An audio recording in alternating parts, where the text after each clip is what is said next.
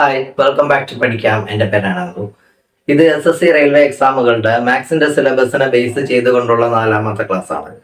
നമ്മൾ പഠിച്ചുകൊണ്ടിരിക്കുന്ന chapter number system ആണ്. ഇന്ന് നമുക്ക് അതിലെ ഡിവിസിബിലിറ്റി റൂളിനെ കുറിച്ച് പഠിക്കാം. അപ്പൊ നമുക്ക് ഈ വീഡിയോ 2 പാർട്ടാക്കി ചെയ്യാം. ഈ പാർട്ടിൽ നമ്മൾ ഡിവിസിബിലിറ്റി റൂളുകൾ പഠിക്കും. അടുത്ത പാർട്ടിൽ നമ്മൾ പ്രീവിയസ് ഇയർ ക്വസ്റ്റ്യൻ പേപ്പറും ചെയ്യും. നമുക്കൊരു സെപ്പറേറ്റ് വീഡിയോ ക്രിയേറ്റ് ചെയ്ത് മാക്സിമം പ്രീവിയസ് ഇയർ ക്വസ്റ്റ്യൻ പേപ്പറുകൾ ചെയ്യാനായിട്ട് നോക്കാം. ബാക്കി ക്വസ്റ്റ്യൻ നമുക്ക് ഷോർട്സ് ആയിട്ട് അപ്ലോഡ് ചെയ്യാം. ഓക്കെ, അപ്പൊ നമുക്ക് തുടങ്ങാം. നമുക്ക് സിമിലർ ഡിവിസിബിലിറ്റി റൂൾ ഫോളോ ചെയ്യുന്ന നമ്പേഴ്സിനെ സെറ്റുകളാക്കി പഠിക്കാം. ഓക്കെ, നമുക്ക് ആദ്യം 2, 4, 8, 16, 32 ഇത്രയും നമ്പേഴ്സിന്റെ ഡിവിസിബിലിറ്റി റൂള് ഒരുമിച്ച് പഠിക്കാം. അങ്ങനെ നോക്കി, ഈ നമ്പേഴ്സ് എല്ലാം ഈവൻ നമ്പേഴ്സ് ആണല്ലോ. അപ്പം ഇതിൽ ഏതെങ്കിലും ഒരു നമ്പർ വെച്ചിട്ട് വേറെ ഒരു നമ്പറിനെ കംപ്ലീറ്റ് ആയിട്ട് ഡിവൈഡ് ചെയ്യണമെങ്കിൽ ആ ഡിവൈഡ് ചെയ്യേണ്ടുന്ന നമ്പറും ഒരു ഈവൻ നമ്പർ ആവണം. നമുക്ക് ആദ്യം 2ന്റെ ഡിവിസിബിലിറ്റി റൂൾ നോക്കാം. ഒരു നമ്പർ തരുക, എന്നിട്ട് അത് 2 വെച്ച് കംപ്ലീറ്റ് ആയിട്ട് ഡിവൈഡ് ചെയ്യാൻ പറ്റുന്നതാണോ അല്ലയോ എന്ന് നമ്മളടുത്ത് ചോദിക്കുക. നമ്മൾ ചെയ്യേണ്ടുന്നത് ആ തന്നിരിക്കുന്ന നമ്പറിന്റെ ഏറ്റവും ലാസ്റ്റ് ഡിജിറ്റ് ഒന്നെങ്കിൽ 0 അല്ലെങ്കിൽ ഏതെങ്കിലും ഒരു ഈവൻ നമ്പറോ ആണോ എന്ന് ചെക്ക് ചെയ്താൽ മതി. അങ്ങനെയാണെങ്കിൽ ആ നമ്പർ 2 വെച്ച് കംപ്ലീറ്റ് ആയിട്ട് ഡിവൈഡ് ചെയ്യാൻ പറ്റുന്ന നമ്പർ ആണ്. തന്നിരിക്കുന്ന നമ്പറിന്റെ ഏറ്റവും ലാസ്റ്റ് ഡിജിറ്റ്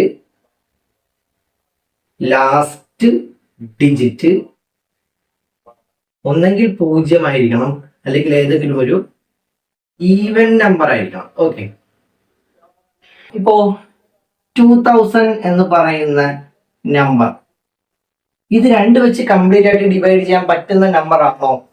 ആണ്, കാരണം 2000 ഒരു ഈവൻ നമ്പർ ആണ്. മാത്രമല്ല 2000ന്റെ ലാസ്റ്റ് ഡിജിറ്റ് 0 ആണ്. ഓക്കെ, അപ്പോൾ ലാസ്റ്റ് ഡിജിറ്റ് 0യോ ഇനി അതും അല്ലെങ്കിൽ ഏതെങ്കിലും ഒരു ഈവൻ നമ്പറോ ആണ് എങ്കിൽ ആ നമ്പർ 2 വെച്ച് കംപ്ലീറ്റ് ആയിട്ട് ഡിവൈഡ് ചെയ്യാൻ പറ്റുന്ന ഒരു നമ്പർ ആണ്. ഇനി വേറൊരു എക്സാമ്പിൾ നോക്കാം. 1084 എന്ന് പറയുന്ന നമ്പർ ഇത് 2 വെച്ച് കംപ്ലീറ്റ് ആയിട്ട് ഡിവൈഡ് ചെയ്യാൻ പറ്റുന്ന നമ്പർ ആണോ? ആണ്. 1084ന്റെ ലാസ്റ്റ് ഡിജിറ്റ് 4 ആണ്. 4 ഒരു ഈവൻ നമ്പർ ആണ്. നമുക്കിനി 4ന്റെ ഡിവിസിബിലിറ്റി റൂൾ നോക്കാം.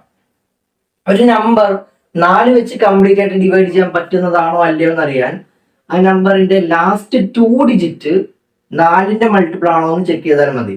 ലാസ്റ്റ് 2 ഡിജിറ്റ് 4ന്റെ മൾട്ടിപ്പിൾ ആണോ എന്ന് ചെക്ക് ചെയ്താൽ മതി.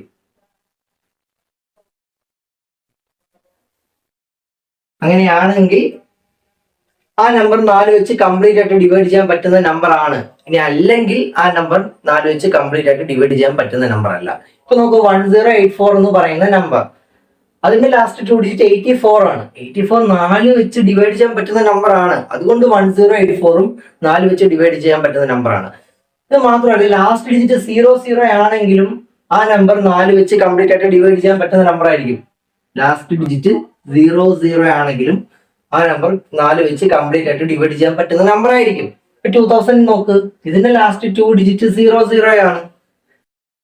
ഈ 2000 എന്ന് പറയുന്ന നമ്പർ 4 വെച്ച് കംപ്ലീറ്റ് ആയിട്ട് ഡിവൈഡ് ചെയ്യാൻ പറ്റുന്ന ഒരു നമ്പറാണ്. ഓക്കെ, ഇനി 8ന്റെ ഡിവിസിബിലിറ്റി റൂൾ എന്താ? ഒരു നമ്പർ 8 വെച്ച് കംപ്ലീറ്റ് ആയിട്ട് ഡിവൈഡ് ചെയ്യാൻ പറ്റുന്നതാണോ അല്ലയോ എന്നറിയാൻ ആ നമ്പറിന്റെ last 3 digit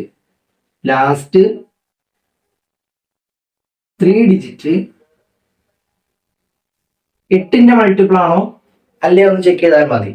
last 3 digit 8ന്റെ multiple ആണെങ്കിൽ ആ നമ്പർ മുഴുവനായും 8 വെച്ച് ഡിവൈഡ് ചെയ്യാൻ പറ്റുന്ന ഒരു നമ്പറാണ്.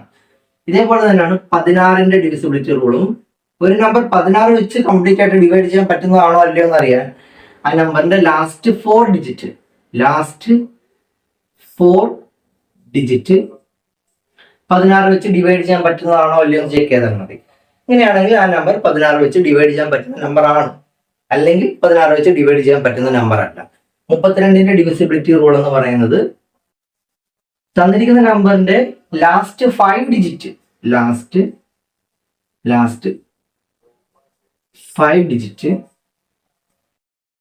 32 വെച്ച് ഡിവൈഡ് ചെയ്യാൻ പറ്റുന്നതാണെങ്കിൽ ആ നമ്പർ മൊത്തത്തിൽ 32 വെച്ച് ഡിവൈഡ് ചെയ്യാൻ പറ്റുന്ന ഒരു നമ്പറാണ്. ഇത്രയും നമ്പേഴ്സിന്റെ ഡിവിസിബിലിറ്റി റൂളുകൾ പഠിച്ചു. നമുക്കിനി അടുത്ത നമ്പറിന്റെ ഡിവിസിബിലിറ്റി റൂൾ നോക്കാം.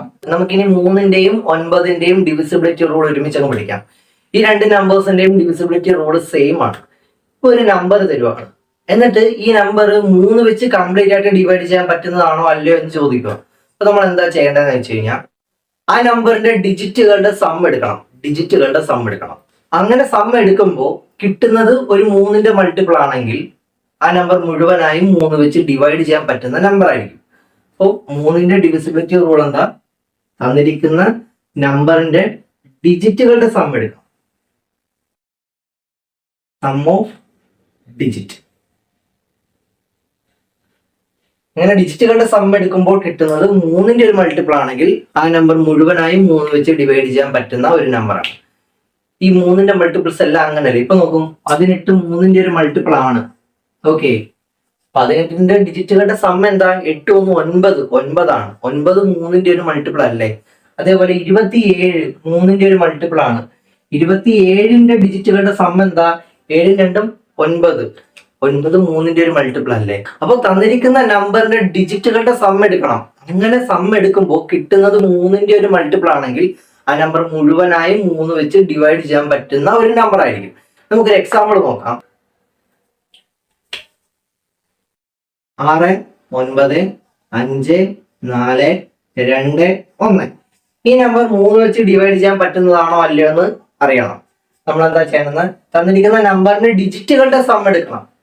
നമുക്ക് 6 9 15, 5 20, 4 24, 2 26, 1 27. ഡിജിറ്റുകളുടെ സം 27 എന്ന് കിട്ടും. 27 3ന്റെ ഒരു മൾട്ടിപ്പിൾ ആണ്.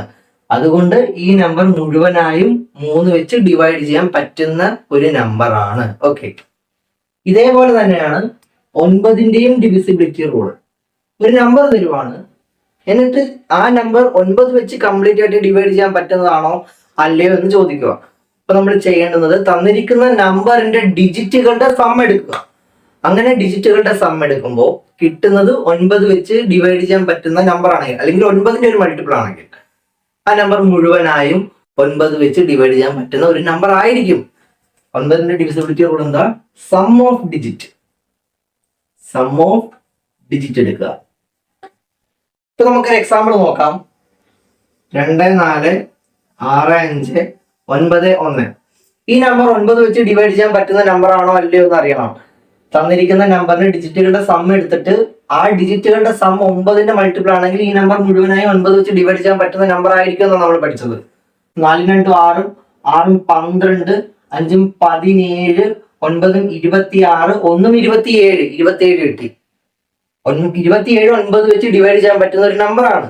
സോ ഈ നമ്പർ മുഴുവനായും ഈ 9 വെച്ച് ഡിവൈഡ് ചെയ്യാൻ പറ്റുന്ന ഒരു നമ്പർ ആണ്. ഇനി ഈ 9ന്റെ കേസിൽ ഇങ്ങനെ എല്ലാം കൂടെ ആഡ് ചെയ്യണമെന്ന് നിർബന്ധമില്ല. തന്നിരിക്കുന്ന നമ്പറിനെ 9 വെച്ച് സെറ്റുകളാക്കിയാൽ മതി. ഇവിടെ ഒരു 9 കിടപ്പുണ്ട്, ഇത് ഒന്നാമത്തെ സെറ്റ്. പിന്നെ 5 4 9, അങ്ങനെ 9 കിട്ടി, രണ്ടാമത്തെ സെറ്റ്. 6 2 8, 1 9 കിട്ടി, അങ്ങനെയും അടുത്ത സെറ്റ് കിട്ടി. പിന്നെ ഇവിടെ വേറെ നമ്പേഴ്സ് ഒന്നും ഇല്ല, 9 വരാത്ത വേറെ നമ്പേഴ്സ് ഒന്നും ഇല്ല. അതുകൊണ്ട് ഈ നമ്പർ 9 വെച്ച് ഡിവൈഡ് ചെയ്യാൻ പറ്റുന്ന നമ്പറാണ്. ഈ എക്സാമ്പിൾ നോക്ക്, ഇവിടെ ഒരു 9 കിടപ്പുണ്ട്, ഒന്നാമത്തെ സെറ്റ്. 5 4 9, രണ്ടാമത്തെ സെറ്റ്. 6 8 1 9. ഓക്കെ, അപ്പൊ 3ന്റെയും 9ന്റെയും ഡിവിസിബിലിറ്റി റൂള് സെയിം ആണ്. ഓക്കെ, നമുക്ക് അടുത്ത നമ്പറിന്റെ ഡിവിസിബിലിറ്റി റൂൾ പഠിക്കാം. 7ന്റെ ഡിവിസിബിലിറ്റി റൂള് എന്താണെന്ന് നമുക്ക് നോക്കാം. ഇത് നമുക്കൊരു എക്സാമ്പിൾ വെച്ച് ചെയ്യാം. ഇപ്പം 203 എന്ന് പറയുന്ന നമ്പർ, ഇത് 7 വെച്ച് കംപ്ലീറ്റ് ആയിട്ട് ഡിവൈഡ് ചെയ്യാൻ പറ്റുന്ന നമ്പർ ആണോ അല്ലയോ എന്ന് അറിയണം. നമ്മൾ ആദ്യം ചെയ്യുന്നത് സ്റ്റെപ്പ് 1, തന്നിരിക്കുന്ന നമ്പറിന്റെ ലാസ്റ്റ് ഡിജിറ്റ് എടുക്കുക. ഈ നമ്പറിന്റെ ലാസ്റ്റ് ഡിജിറ്റ് 3 ആണ്. ഓക്കെ, ആ ലാസ്റ്റ് ഡിജിറ്റിന്റെ ഡബിൾ എടുക്കുക. 3ന്റെ ഡബിൾ എന്താണ്? 6 ആണ്. ഓക്കെ, 6 ആണ്.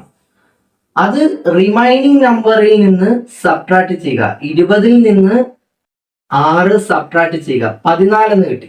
അപ്പൊ ഇങ്ങനെ സബ്ട്രാക്ട് ചെയ്യുമ്പോൾ കിട്ടുന്ന നമ്പർ 7ന്റെ ഒരു മൾട്ടിപ്പിൾ ആണെങ്കിൽ, അല്ലെങ്കിൽ 7 വെച്ച് ഡിവൈഡ് ചെയ്യാൻ പറ്റുന്ന നമ്പർ ആണെങ്കിൽ ഈ നമ്പർ മുഴുവനായും 7 വെച്ച് ഡിവൈഡ് ചെയ്യാൻ പറ്റുന്ന നമ്പർ ആണ്. ഇനി സബ്ട്രാക്ട് ചെയ്യുമ്പോൾ കിട്ടുന്ന നമ്പർ 7 വെച്ച് ഡിവൈഡ് ചെയ്യാൻ പറ്റുന്ന നമ്പർ അല്ലെങ്കിൽ ഈ നമ്പർ 7 വെച്ച് ഡിവൈഡ് ചെയ്യാൻ പറ്റുന്ന നമ്പർ അല്ല. അപ്പം ഇതിപ്പോ 3 ഡിജിറ്റ് ഉള്ള ഒരു നമ്പറാണ്. 4 ഡിജിറ്റ് ആണെങ്കിലും ഈ പ്രോസസ്സ് ഇതേ കണക്കങ്ങ് റിപ്പീറ്റ് ചെയ്യുക. 5 ഡിജിറ്റ് ആണെങ്കിലും ഈ പ്രോസസ്സ് ഇതേ കണക്കങ്ങ് റിപ്പീറ്റ് ചെയ്യുക. ഏറ്റവും ലാസ്റ്റ് 7ന്റെ മൾട്ടിപ്പിളോ അല്ലെങ്കിൽ 7 വെച്ച് കംപ്ലീറ്റ് ആയിട്ട് ഡിവൈഡ് ചെയ്യാൻ പറ്റുന്ന നമ്പർ ആണോ അല്ലെന്ന് നോക്കിയാൽ മാത്രം മതി. ഇനി നമുക്ക് 6ന്റെ ഡിവിസിബിലിറ്റി റൂൾ നോക്കാം. 6ന്റെ ഡിവിസിബിലിറ്റി റൂൾ.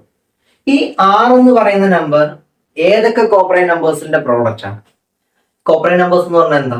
കോമൺ ഫാക്ടർ 1 വരുന്ന 2 നമ്പേഴ്സ്, അതായത് 1 മാത്രം കോമൺ ഫാക്ടർ ആയിട്ട് വരുന്ന 2 നമ്പേഴ്സ് ആണ് കോപ്പറേറ്റ് നമ്പേഴ്സ് എന്ന് പറയുന്നത്.